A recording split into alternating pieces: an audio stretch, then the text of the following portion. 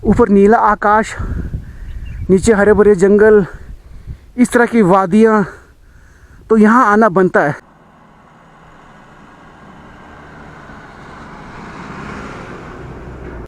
बरसातों के दौरान मैंने देखा है कि नज़ारे जो बन जाते हैं वो अल्टीमेट बन जाते हैं। जगह जगह पर वाटरफॉल निकल आते हैं और मतलब अच्छा सा लगता है।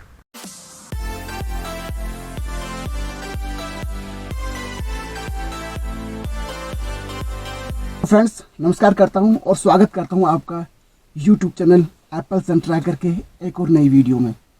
तो दोस्तों, आज काफ़ी दिनों बाद अपने गाड़ी में हूं और फिलहाल गाड़ी स्टार्ट कर रहा हूं। जैसा कि इन दिनों आप सोशल प्लेटफॉर्म पर देख रहे होंगे कि हिमाचल में किस तरह के हालात चल रहे हैं।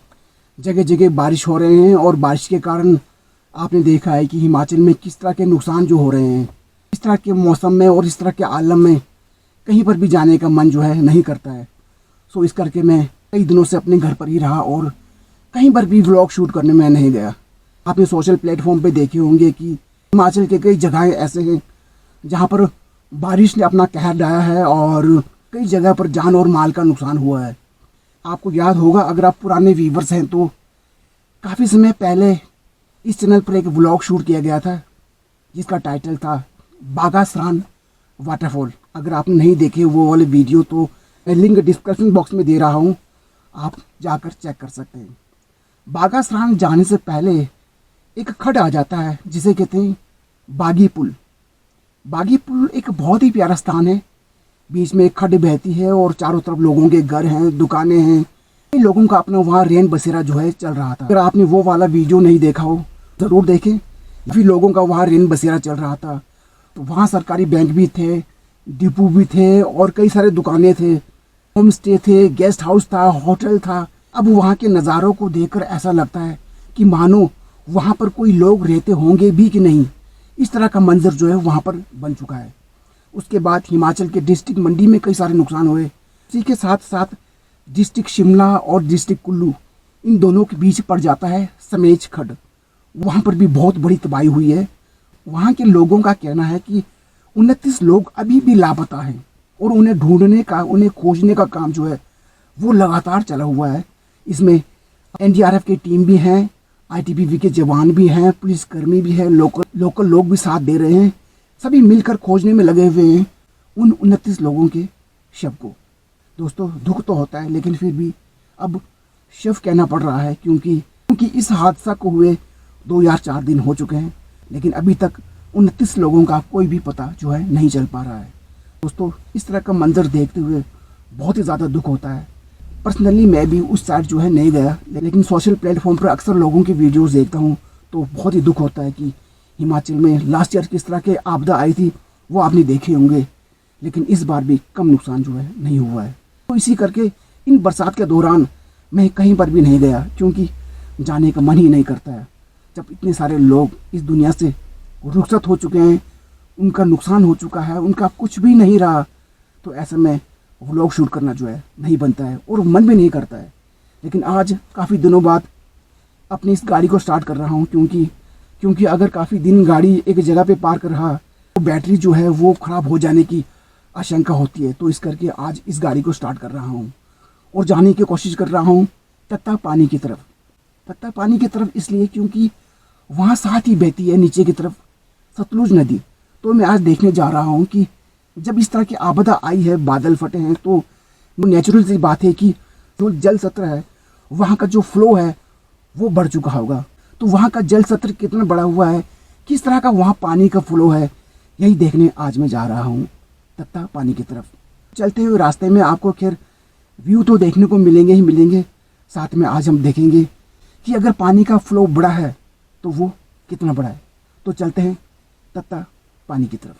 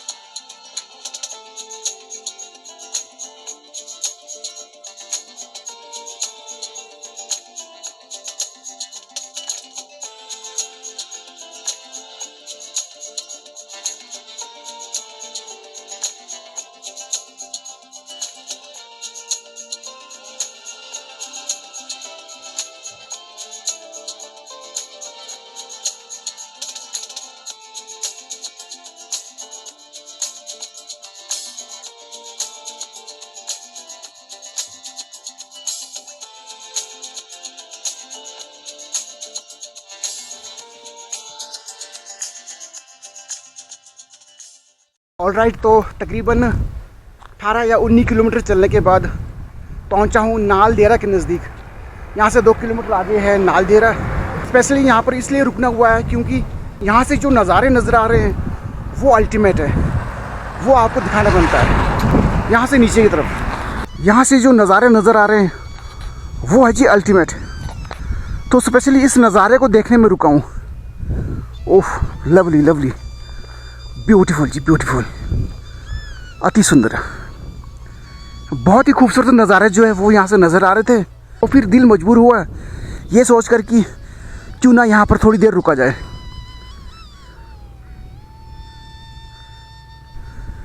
तो व्यू जो है वो है जी अल्टीमेट, अति सुंदर। बस इसी व्यू को देखने मैं यहाँ पर पल दो पल रुक गया था। अब आगे नालदेहरा आएगा। नालदेहरा को क्रॉस करने के बाद फिर 1-2 छोटे मोटे स्टेशन आ जाते हैं। उसके बाद फिर वो वाली रेंज आ जाएगी जहाँ से हम ऊपर से नीचे की तरफ सतलुज नदी को देख सकते हैं। तो चलते हैं आगे की तरफ। और आज उषा जी साथ हैं, ये भी नज़ारे का आनंद ले रही है। कैसे लग रहे हैं नज़ारे?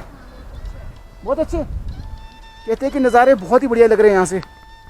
तो स्पेशली इन नज़ारों को देखने ही हम यहाँ रुके थे। बरसातों के दौरान मैंने देखा है कि नज़ारे जो बन जाते हैं वो अल्टीमेट बन जाते हैं। जगह जगह पर वाटरफॉल निकल आते हैं और मतलब अच्छा सा लगता है। लेकिन ज़्यादा बारिश हो जाने के बाद फिर क्या होता है वो आप खुद जानते हैं।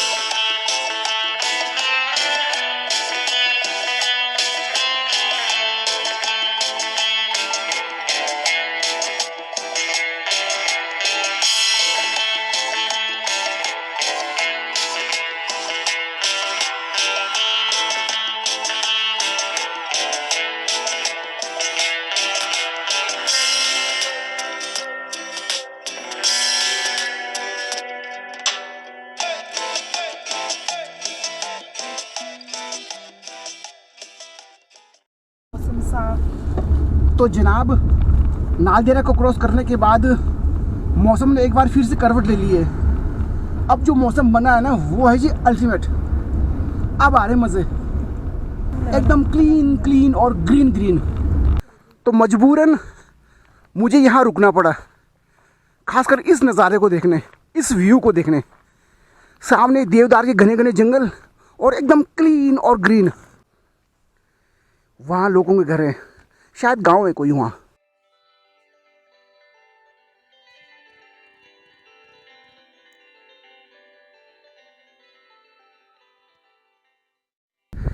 वहाँ साहब ने अपनी गाड़ी खड़ी है। यहाँ से ऊपर क्या है? यहाँ से ऊपर भी ऊपर कितनी प्यारा लग रहा है। ऊपर भी, ऊपर नीला आकाश, नीचे हरे भरे जंगल, इस तरह की वादियाँ। तो यहाँ आना बनता है। इसे कहते हैं नालदेहरा वाला इलाका, शिमला का नालदेहरा। कितना सुंदर एरिया। कहते हैं मंजिलें खूबसूरत नहीं हुआ करते, खूबसूरत होते हैं मंजिलों तक पहुंचने वाले रास्ते। आज इन नज़ारों को तुम देखो और मैं तुम्हें देखता हुआ देखूं।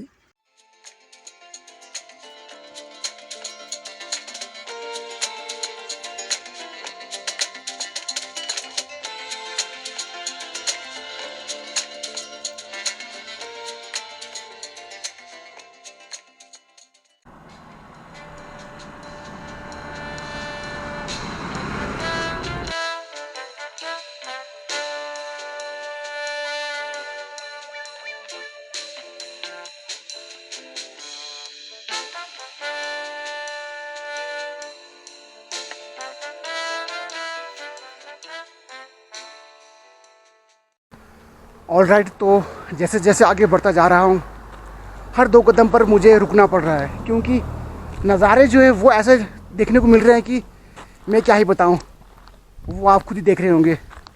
मानो ऐसा लग रहा है कि मैं हिमाचल के शिमला में ना होकर स्विट्ज़रलैंड घूम रहा हूँ। ये वाला पॉइंट मुझे ऐसा लग रहा है जैसे स्विट्ज़रलैंड में हुआ करता है।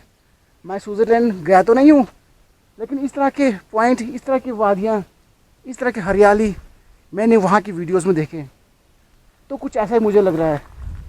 तो मैं आपको रिकमेंड करूँगा कि जब आप कभी शिमला आते हो तो कुफरी तो खैर आप जाते ही हो, लेकिन नालदेहरा की तरफ आए और नालदेहरा को क्रॉस करने के बाद तत्तापानी तक आप ज़रूर जाएं।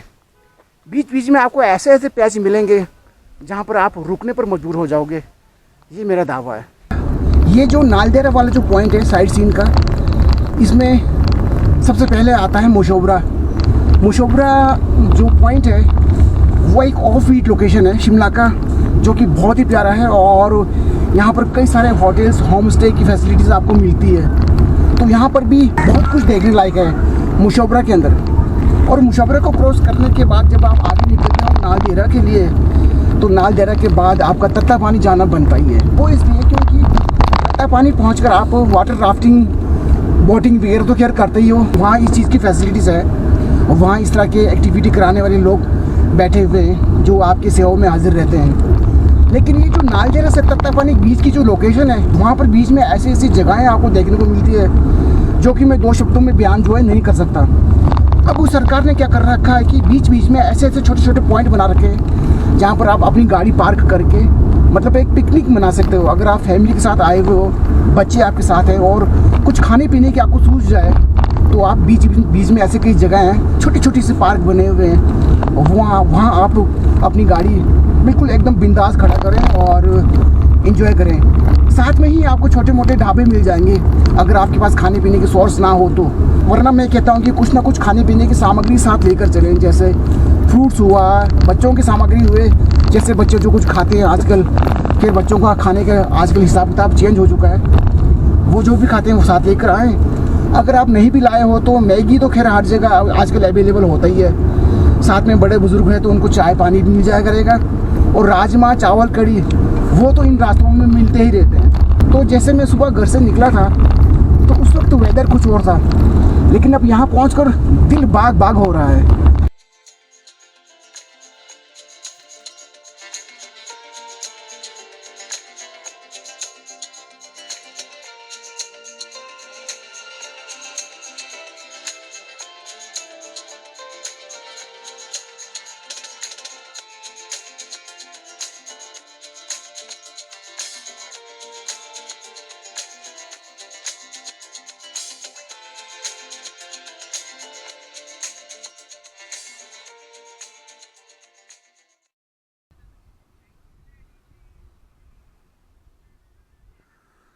एक ऐसी जगह पहुंचा हूँ जहाँ पर चारों तरफ ग्रीनरी है और सामने से एक बस चली आ रही है। वो आते हुए देखो कितना प्यारा लग रहा है। एक तो ग्रीनरी, उसकी बीच से ये सड़क और सड़क के बीच से आती हुई एक बस, बहुत ही प्यारा लग रहा है जी।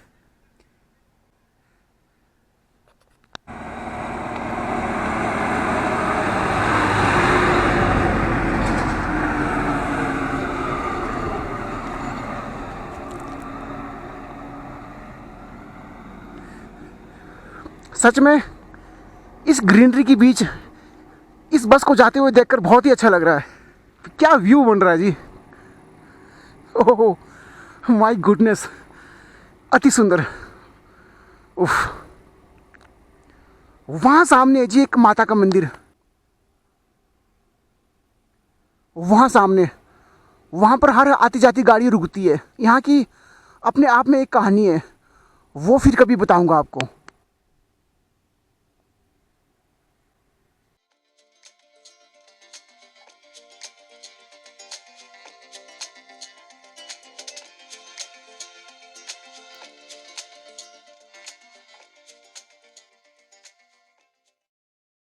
कुछ देर और ड्राइव करने के बाद मैं पहुंचा एक ऐसी जगह जहां से नज़र आता है सुन्नी और सामने की ओर नज़र आता है तत्तापानी। दोस्तों, सुन्नी नाम का ये कस्बा पहले से ही खतरे के जोन पर था और अब जिस तरह से पहाड़ों में बादल फट रहे हैं, नदी नाले का फ्लो बढ़ रहा है, ऐसे में सुन्नी नाम के इस कस्बे को खतरा हो सकता है, क्योंकि साथ ही साथ बहती है सतलुज नदी और साथ में ही बसा हुआ है सुन्नी नाम का एक छोटा सा कस्बा। ऐसे में खतरा हो जाना नेचुरल सी बात है। काफ़ी देर यहाँ रुकने के बाद, यहाँ से नज़ारों का आनंद लेने के बाद मैं निकल पड़ा आगे की तरफ, क्योंकि आगे पड़ जाता है एक कस्बा जिसे कहते हैं बसंतपुर, और वहीं पर ही आज किया जाना था लंच।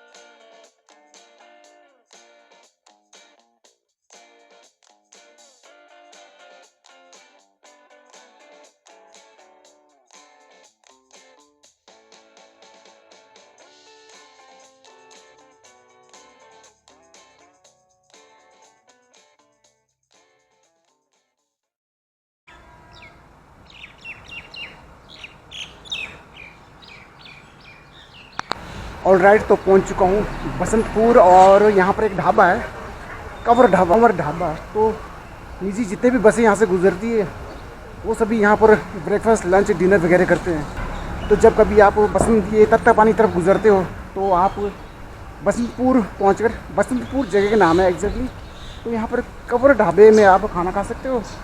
और मार्केट ठीक सा है, मतलब यहाँ पर डेली नीड्स की हर चीज़ें आपको अवेलेबल हो सकता है, दवाई से लेकर दारू तक यहाँ मिलती है।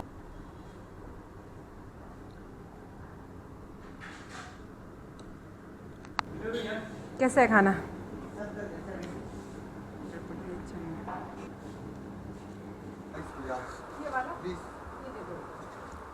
एक लेने, दो लेने, एक लेने, वो कम ही तो थे वहाँ पे। आ जाएंगे खुद, दो ले ले। दो दे दो।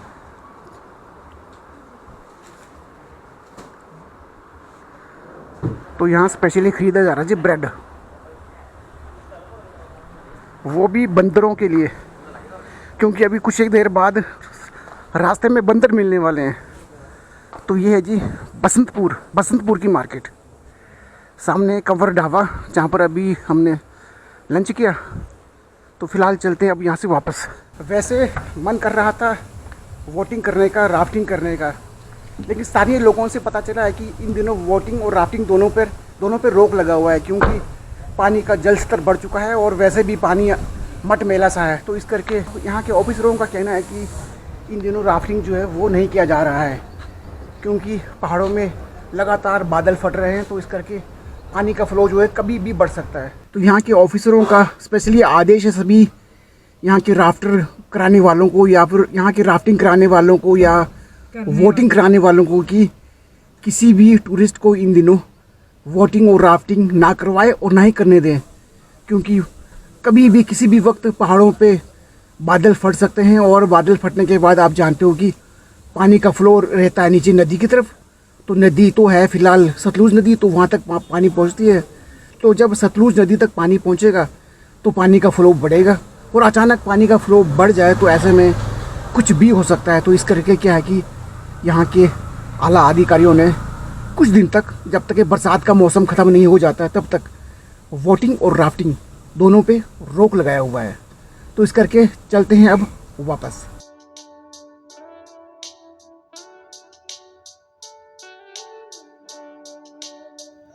अगर आप इन दिनों पहाड़ों की तरफ रुख करने की सोच रहे हैं तो मेरी माने तो कुछ दिन अवॉइड करें। लेकिन अगर आप फिर भी मन बना चुके हैं पहाड़ों की तरफ रुख करने का, तो आप हिमाचल प्रदेश की राजधानी शिमला आ सकते हैं, क्योंकि यहाँ का माहौल अब तक नॉर्मल रहा है। इससे पहले जहाँ पर हादसे हुए वो थे डिस्ट्रिक्ट शिमला और डिस्ट्रिक्ट कुल्लू, जिसकी दूरी राजधानी शिमला से लगभग 150 किलोमीटर है। दोस्तों, अगर आप कहीं पर भी घूमने जाने की सोचते हैं, उसकी जानकारी एक व्लॉगर से ज़रूर लें, क्योंकि एक व्लॉगर ही आपको ग्राउंड लेवल की रिपोर्ट दे सकता है।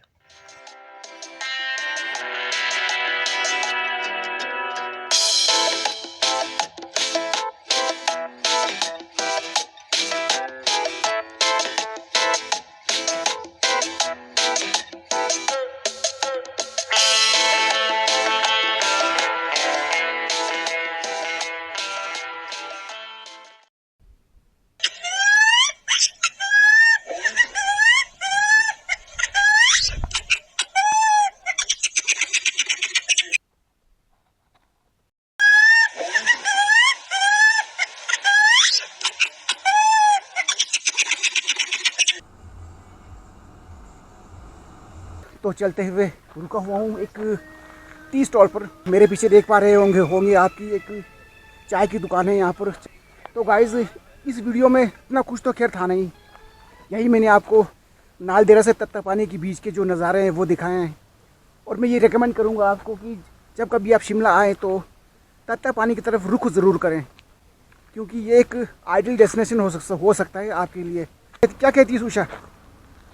और यहाँ पे पार्किंग ऊंची चाय। हाँ, पार्किंग स्पेस, जितने भी रोड साइड यहाँ पर ढाबे हैं छोटे मोटे जो भी हैं, मतलब इन सभी के पास पार्किंग स्पेस काफ़ी अच्छा है। आप यहाँ पर अपनी गाड़ी पार्क कर सकते हो। अब जैसे ये यहाँ पे ऐसे चाय मिलती है गिलास पे, अब ये गिलास में चाय पी के ऐसा लग रहा है कि हम गांव में चाय पी। ओह गांव वाह। में अक्सर ज़्यादातर चाय गिलासों में दी जाती है। यहाँ पर जो चाय मिल रही है वो स्टील के गिलास में मिल रही है। डिस्पोजल गिलास शायद यहाँ पर यूज़ जो है नहीं किया जा रहा है। ये काफ़ी अच्छा है एनवायरनमेंट के लिए कि माहौल जो है साफ़ सुथरा रहेगा। तो गाइज़ इस वीडियो में बस इतना ही। मिलते हैं किसी और वीडियो में किसी और नए टॉपिक के साथ। तब तक के लिए जय हिंद, जय हिमाचल।